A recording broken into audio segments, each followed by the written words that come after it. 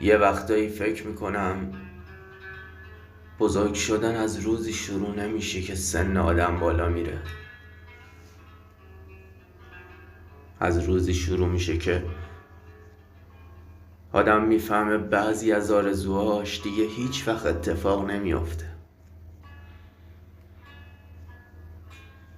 بعد یاد میگیره به جای گله کردن از زندگی کم کم خودش پناه دل خودش بشه. راستش هنوزم دلم برای بعضی حسرت‌های کودکی تنگ میشه،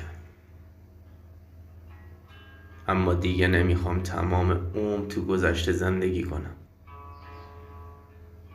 شاید نتونم دیروز رو عوض کنم، اما میتونم امروز آدمی باشم که دیروز واسه بودنش احتیاج داشتم.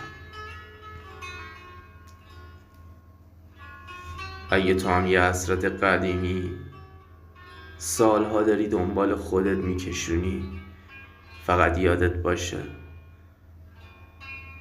قرار نیست گذشته رو فراموش کنی.